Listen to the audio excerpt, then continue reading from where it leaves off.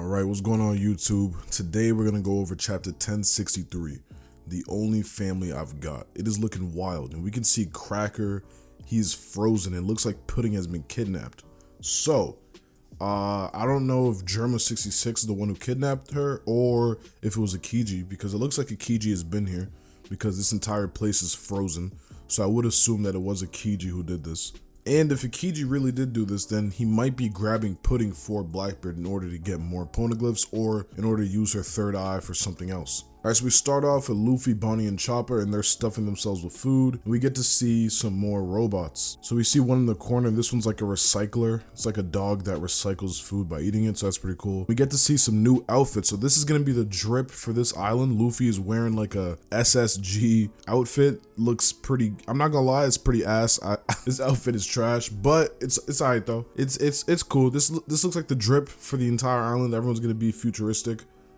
Kind of mids. Bonnie looks pretty good though, not gonna lie to you. Luffy looks kind of mids.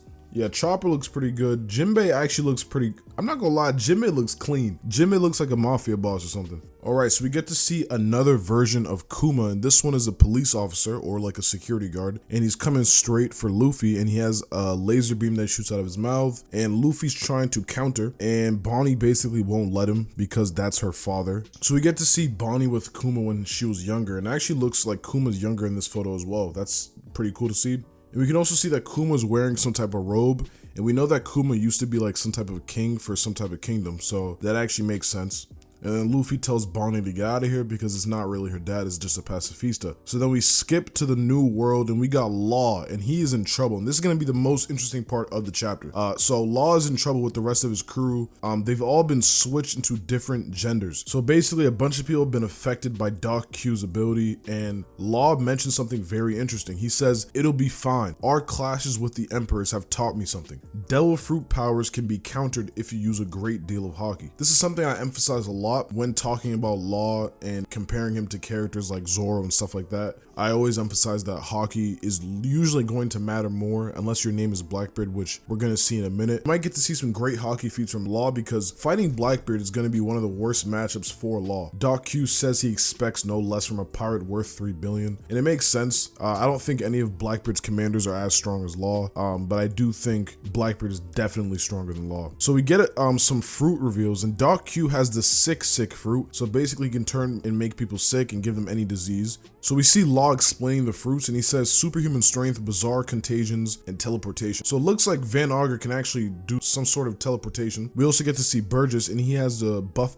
fruit, which basically gives him super strength. You know, it's actually pretty insane because right now he's literally lifting a mountain with ease and he's about to toss it, so that's pretty insane. And Law actually makes a very important comment that their bounties keep rising. This makes sense because they've all hunted down very important devil fruits. So Law uses room and he easily destroys the mountain, so that's another good feat. Alright, so Blackbeard kind of lands on top of Doc Q, and he said it's been a while. Trafalgar. Law and Blackbeard have not seen each other since the Rocky Port incident, which involved Ochoku, who also is known as Wayne G, so that's pretty important. He says, "When you, Kid, and Straw Hat left Wano, I knew one of you would end up here. With Kaido and Big Mom gone, the world's gonna turn on its head." With 2 emperors gone, we got Luffy as a new emperor and Buggy as a new emperor, so that's pretty insane. And basically, Blackbeard and Law are gonna go to battle for the last load poneglyph. So, Blackbeard versus Law, how is this gonna turn out? This is gonna be pretty insane, right? I already see some people using this as like a feat, like, oh, Law's going against an emperor, he's like that. Well, we don't know what's gonna happen yet. And depending on how this goes is gonna tell us how strong Blackbeard is, because